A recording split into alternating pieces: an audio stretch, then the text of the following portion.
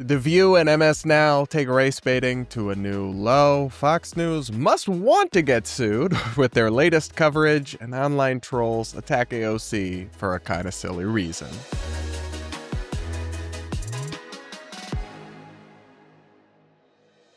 All this and so much more is coming up in today's episode of Brad vs. Everyone, our show where we take on the craziest stories from across the media and the internet, all from an independent political perspective.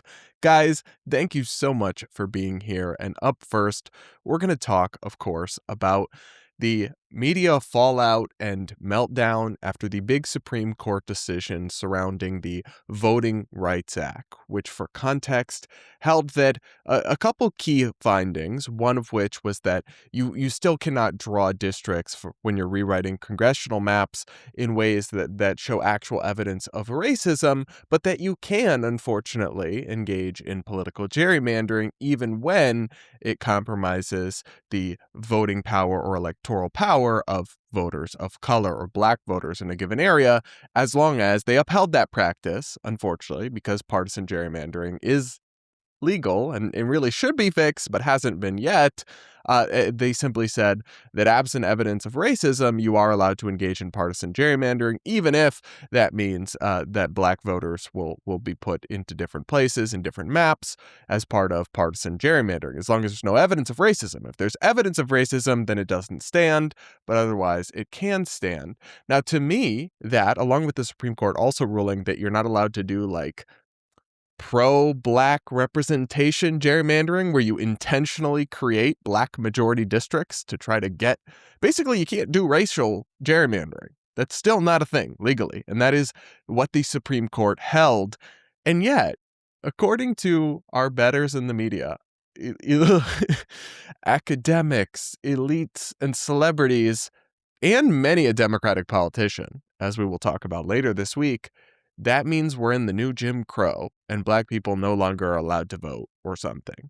You know, I wish I could say that I was being hysterical or wildly exaggerating what they're saying, but not really, honestly. So without further ado, here is Sunny Hostin from The View. And then we're actually going to get to a clip from MS Now, which is exponentially worse. The View is not even that bad in comparison. And that's when you know you really, really done messed up. Let's watch. And I see this as a great opportunity for the Democrats to show the American people that they are here for affordability. They are here for health care. They are here for education. They are here for making people's lives better. This is a huge opportunity, despite the fact that they're trying to gerrymander the heck out of this country and take away the black vote. Narrator, they are not, in fact, trying to take away the black vote. And it's true. Unfortunately, I think it's awful. There's a lot of gerrymandering going on, and Republicans and Trump did start the latest round of back and forth partisan gerrymandering, where they're redrawing congressional maps mid-decade to try to get more seats for their side. They did start that. The Republicans did with Texas, but then California went and did it. Virginia tried to do it and then was smacked down by the Supreme Court of that state. So obviously it is something both parties are engaged in, not just Republicans. And the black vote is not being stopped. Black people, just like anyone else, will have the same right and ability to vote. They may be subjected to partisan gerrymandering the same way many people are in many states, including now California. Lots of white people or white Republican voters are going to be subject to partisan gerrymandering and have their vote diluted as a result. That's a scourge rather. I don't know where my pronunciation is at this morning, but it's not racism or Jim Crow 2.0 or any of these things. And frankly, it's all on the margins. It's not even some insurmountable thing that they won't be able to overcome in the midterm elections. Democrats are still almost certainly going to win. Despite this, all this hyperbolic rhetoric about Jim Crow and about taking away the black vote, none of that's true, because if it was, then Republicans would be winning, you would think. And on the contrary, they're still very much favored. Democrats are still very much favored to retake the House. So according to channel partners, our channel partners at Kalshi, people still think that there's a 74% chance the Democratic Party will control the House, and only a 26% chance that the Republican Party will maintain control after the midterm election. And there is over, I think, $12 million of trading volume on that market. So to me, it's not Jim Crow, obviously. It's not taking away the black vote if it's not even really denting your chances. And this is confirmed by a lot of the polling. Democrats are still going to do quite well in the House of Representatives.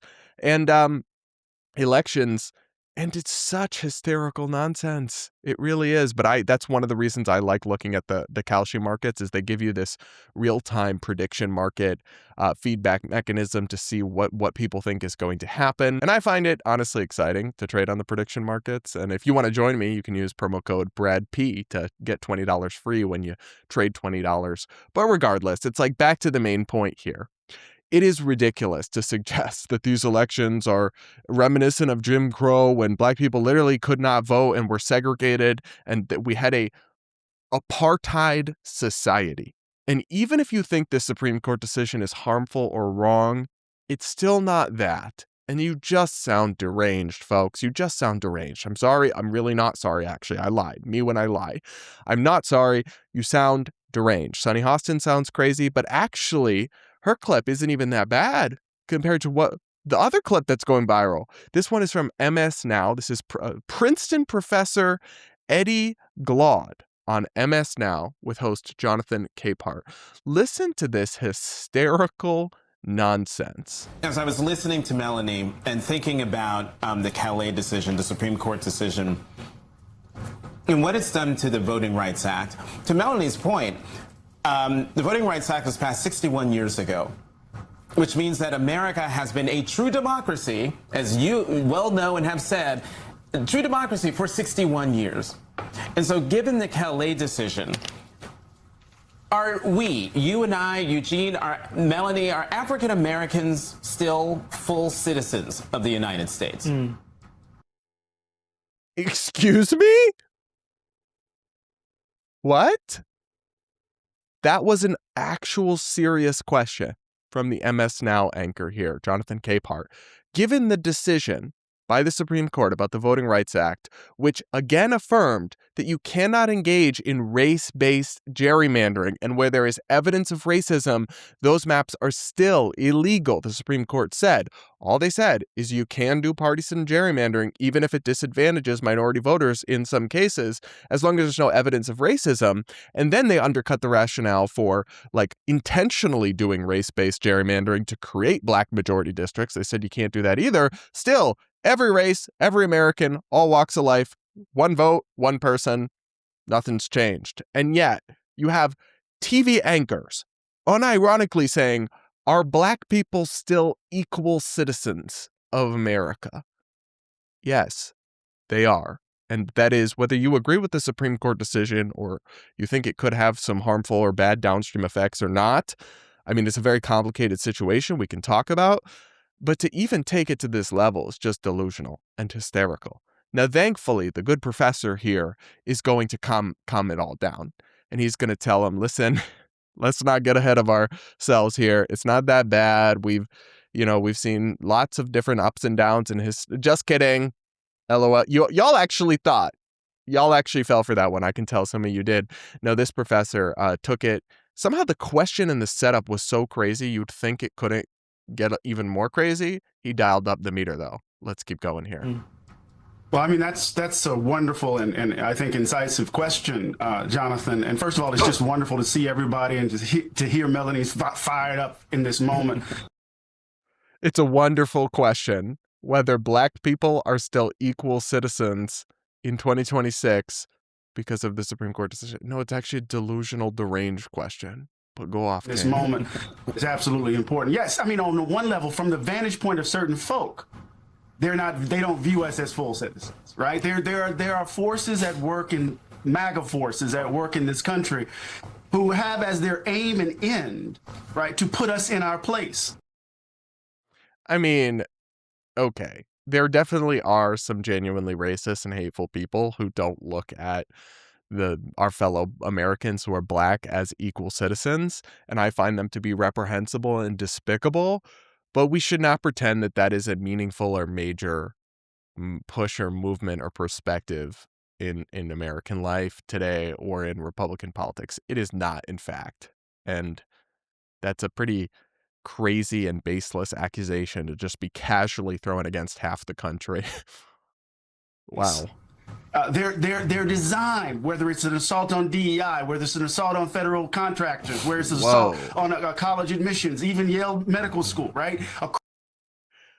Wow. Now, this is crazy because now the professor here is citing as proof that, like, huge swaths of the country want to put Black people back in their place and don't view them as equal citizens.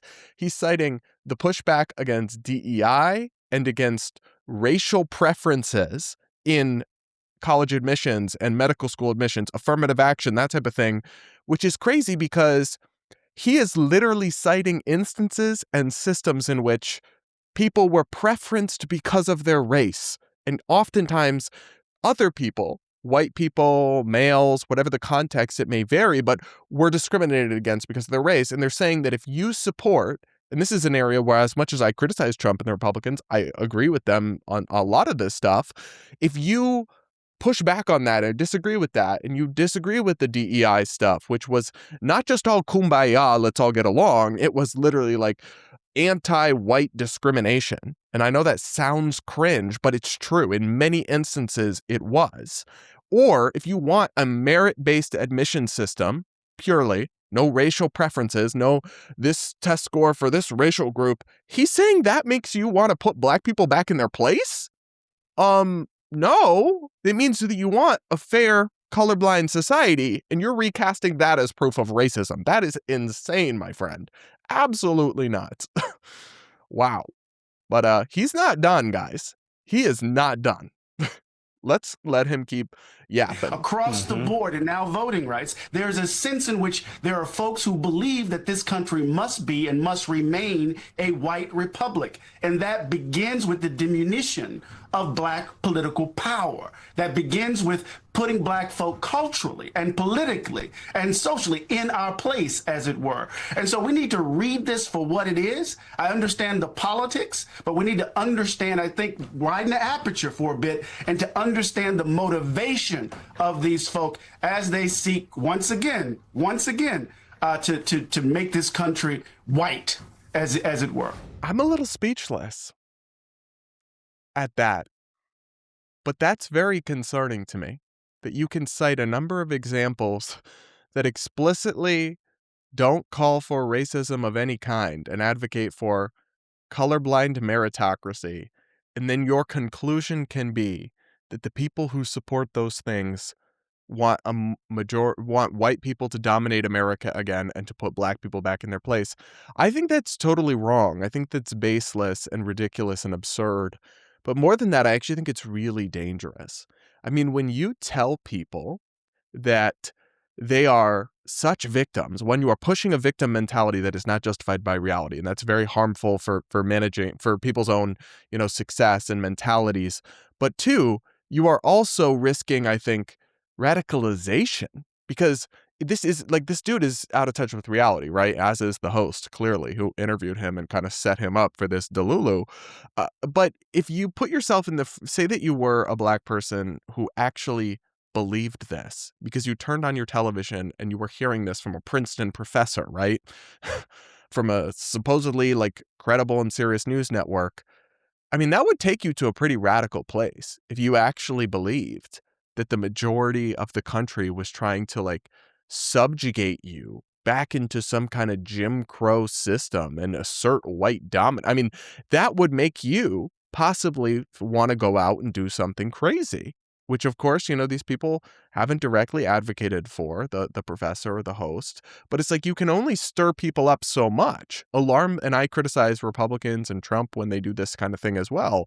You can only stir people up so much with ridiculous falsehoods and doomsday rhetoric, and then act shocked when they act accordingly and believe you and do some crazy stuff that has no place where we actually are at in American politics. That's why I find this so harmful.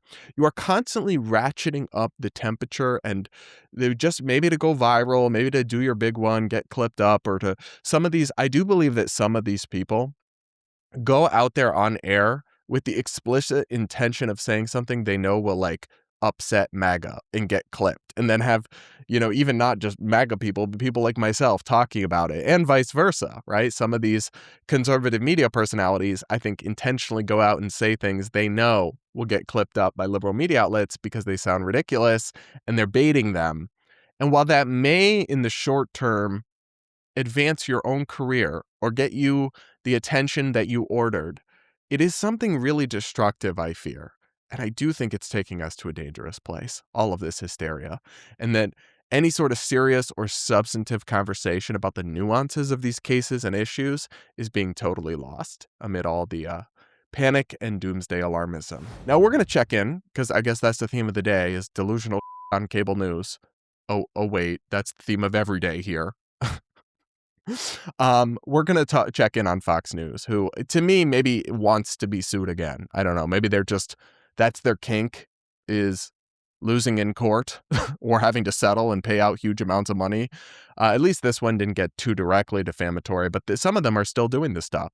So Maria Bartiromo, the Fox Business host who was so famously involved in their 2020 election lawsuit, she had on Trump's acting attorney general, Todd Blank, and he is still pushing this nonsense, these absolute lies and conspiracy theories about the 2020 election.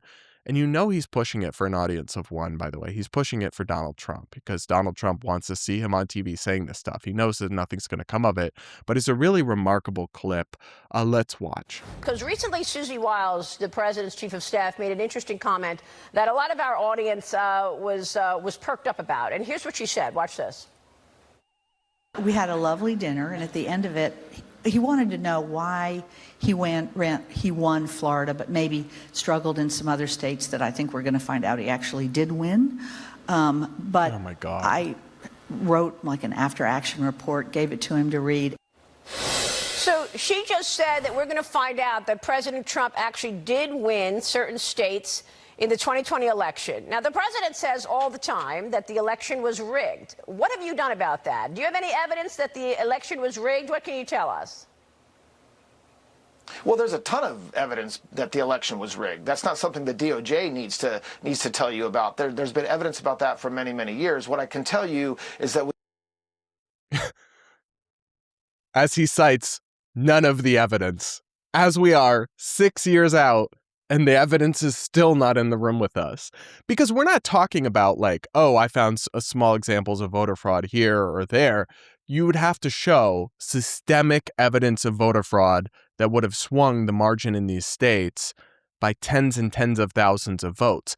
And that evidence does not exist. They've had years now to put forward, and everything they have fails in court, much of which was examined on the merits, not just dismissed because of standing, by the way, but also a lot of it gets debunked, and it's just taken totally out of context or things that actually don't make sense. And I'll link to some resources here, including a really good article by Ike Saul. Quote, here's the headline: "Most election fraud claims still have very simple explanations."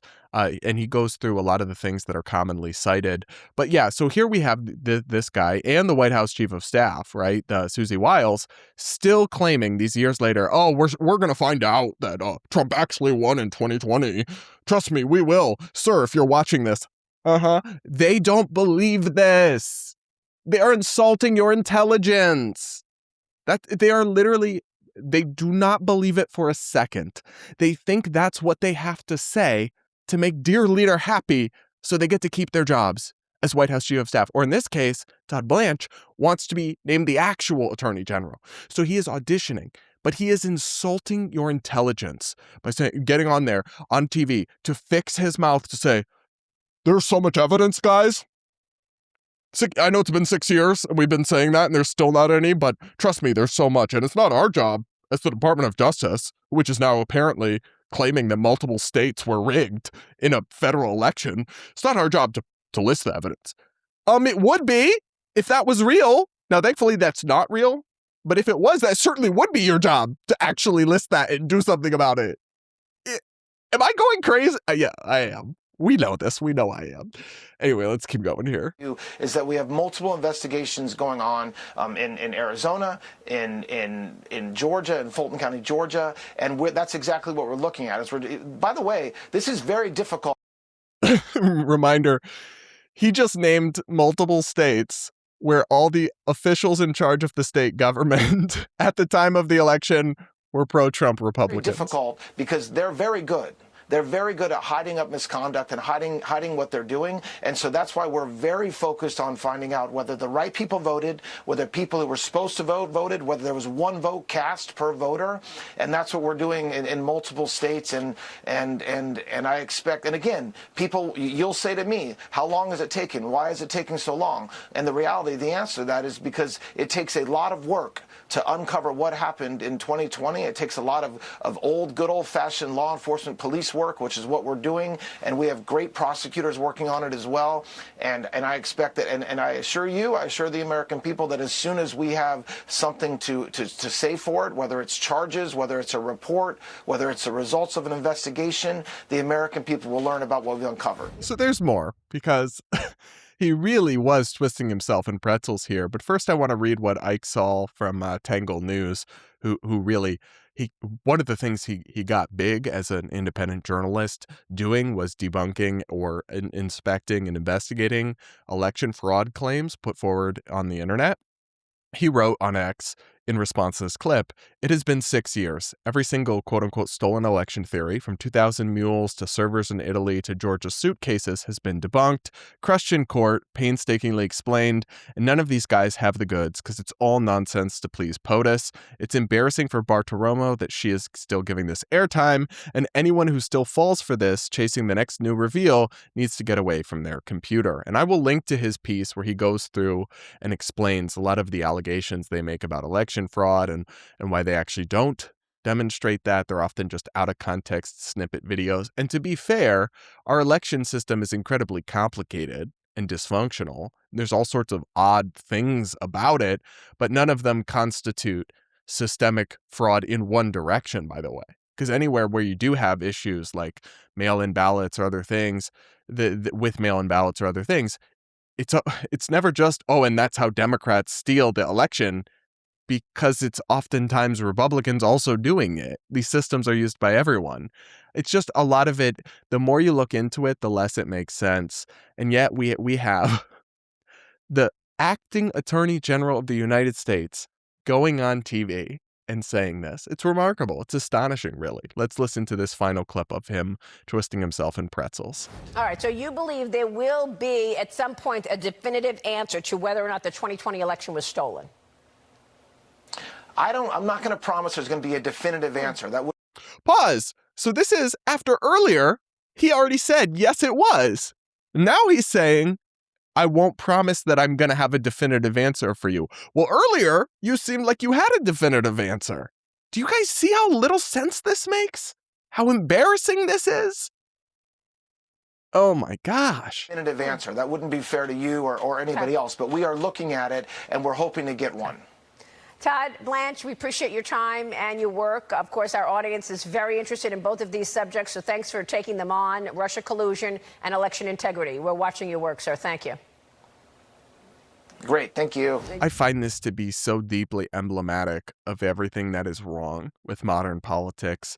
You have this commitment to partisanship and tribalism and self-advancement at all costs, to the point where you are living in an alternate reality. You don't have to believe, by the way, that the 2020 election was conducted fairly or super amazingly. Obviously, there were lots of rules changed for COVID that maybe shouldn't have been changed, or maybe were too permissive or too loose.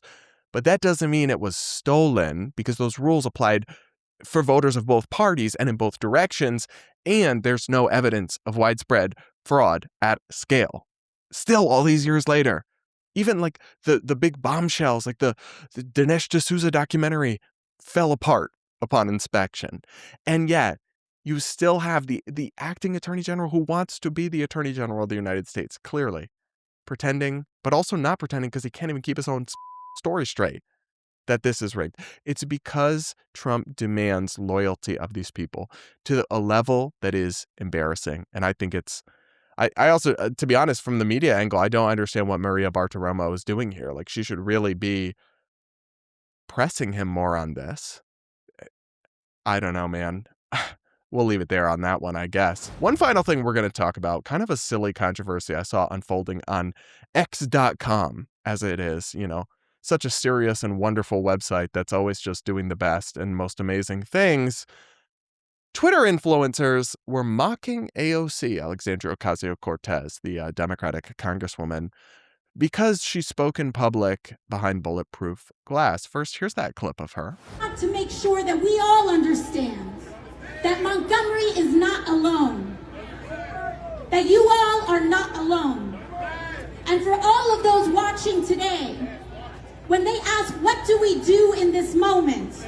I feel helpless. So she was talking, just, giving a political stump speech. And whatever you think of the substance of it, what really caught people's attention online was the fact that she's speaking at an outdoor rally and she's speaking behind bulletproof glass. They erected some kind of glass barriers to put around the stage for speakers like that.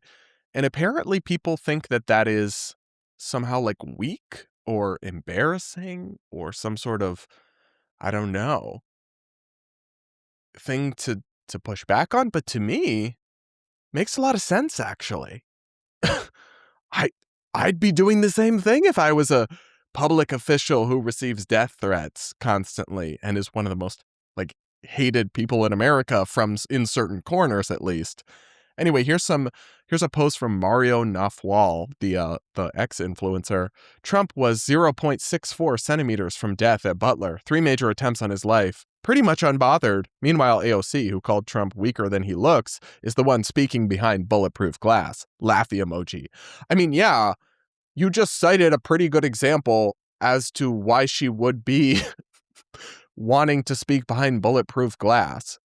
Because someone got within a centimeter of murdering the president, and he has a extensive Secret Service detail. Even then, he was not the president, but he still did, right? Because he was a former president and a presidential candidate, he had a Secret Service detail. Now, they made some mistakes, and we can talk about all of that. But AOC is a member of Congress. She doesn't get Secret Service protection, so she presumably has some private security. But yeah, no.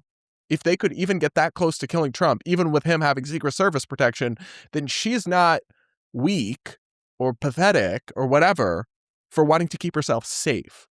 That's such a dumb thing to criticize her for. I am so down with so much criticism of Alexandria Ocasio-Cortez, who I really think really has harmful beliefs and perspectives for the most part. But why on earth did they decide to make this a thing? Another person, Ollie London, wrote, Socialist AOC stands behind bulletproof glass as she is branded a hypocrite online for demanding open borders while protecting herself. That doesn't even make sense. First off, I don't know if AOC actually demands open borders, but sure, she's against, Republican border security policies and wants more immigration, and that's fine. What does that have to do with not wanting to be assassinated?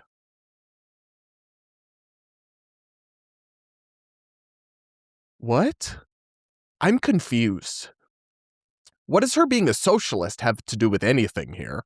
I mean, I'm against socialism. I don't like AOC's economic perspectives, but what's the relevance of that here? And then 2, how is wanting more immigrants yet also not wanting to be shot? I can't be the only one not seeing the connection there. It's like you're just a Chat GPT MAGA bot and you just insert the buzzwords into your tweets. Oh, wait, there's actually a non-zero chance that that's what happened. Chat, make me a tweet that will go viral or get me engagement bait money about AOC being behind glass and relate it to the things that MAGA voters don't like about her. Oh, here we go, post.